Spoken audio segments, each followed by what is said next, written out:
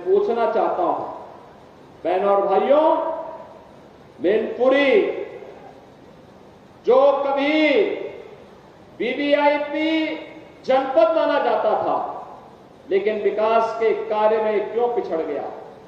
मैनपुरी तो हमारे ऋषियों की धरती रही है, मयन ऋषि से जुड़ी हुई धरती रही है, मार्कंडे ऋषि से जुड़ी हुई धरती रही है, यह धरती च्यवन ऋषि के साथ जुड़ी रही, इसका संबंध रहा है। और इस धरती का संबंध देश के स्वाधीनता आंदोलन से जुड़े हुए स्वाधीनता संग्राम सेनानियों से इसका संबंध रहा है। फिर पहचान का मोहताज करने वाले कौन लोग हैं आपके सामने?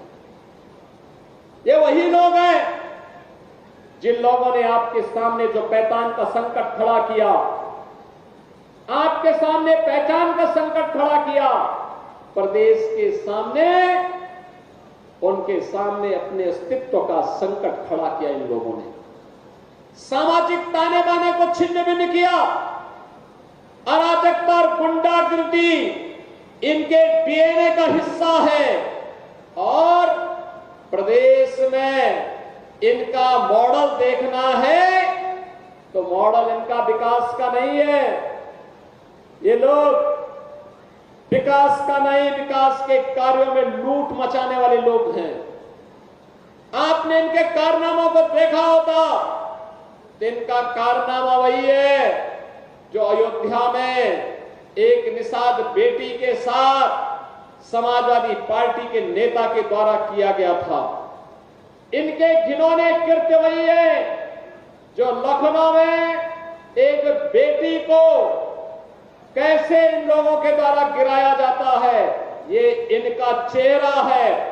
और इनके वास्तविक कारनामे देखने हो तो कन्नौज में घटित घटना और नवाब ब्रांड ये समाजवादी पार्टी का वास्तविक चेहरा है।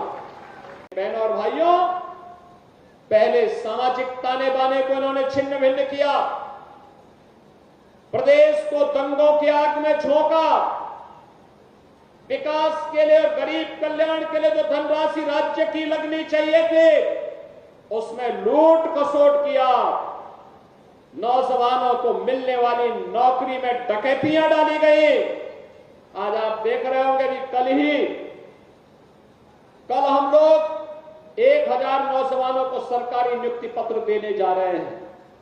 अभी हाल ही में आपने देखा होगा 60,200 से अधिक नौजवानों को उत्तर प्रदेश पुलिस बल में नियुक्ति के लिए हम लोगों ने परीक्षा सफलतापूर्वक संपन्न की। मैं कहता हूं ये देश ही नहीं, दुनिया की किसी भी सिविल पुलिस की सबसे बड़ी भर्ती थी, सबसे बड़ी भर्ती। और कहीं कोई शिकायत नहीं, कोई भेदभाव नहीं, कोई भ्रष्टाचार नहीं। क्या यही काम 2017 के पहले भी होता था क्या?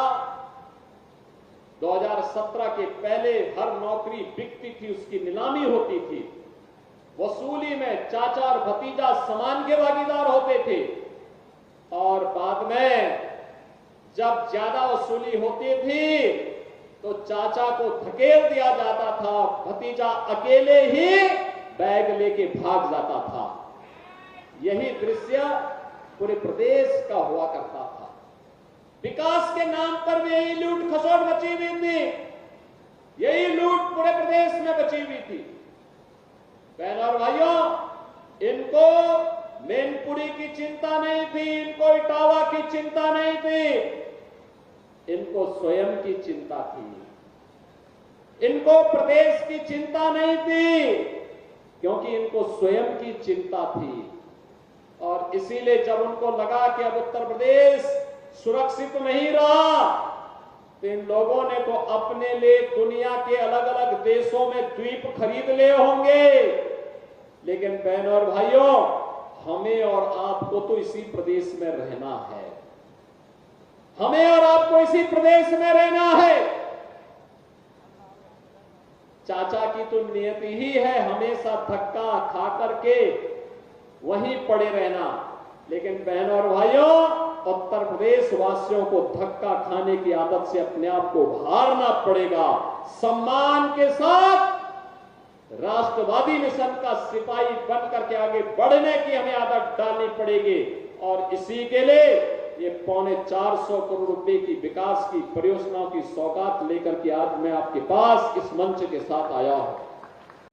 ये समाजवादी पार्टी की सरकार थी तो ये तो जन्माष्टमी के अवसर पर इन्होंने भगवान कृष्ण की जन्माष्टमी के आयोजन पर रोक लगा दी थी, नहीं मनने दी थी, क्योंकि जन्माष्टमी में परित्राणाय साधुनाम विनाशाय च दुष्कृताम का उद्घोष करने वाले श्री कृष्ण भगवान के द्वारा इस उद्घोष से कुछ लोगों को परेशानी होती थी, इसलिए समाजवादी पार्टी के सरकार में उनके नेताओं ने बैन कर दिया था। जब मैं आया था 2017 में सरकार में आया तो बहनों और भाइयों मैंने कहा भी जन्माष्टमी में क्या आयोजन होता है? लोगों ने कहा कोई आयोजन नहीं होता है। अरे हमने कहा एक ही तो आयोजन है जो जेल में, थानों में और पुलिस लाइन में होता है। इसको धूम धड़ाके के साथ इस आयोजन को आयोजित करो, जिससे भगवान कृष्ण के बताए मार्ग पर चल करके समाज सज्जनों की रक्षा कर सकेगा और दुर्जनों से कायदे से निपटने का काम भी कर सकेगा।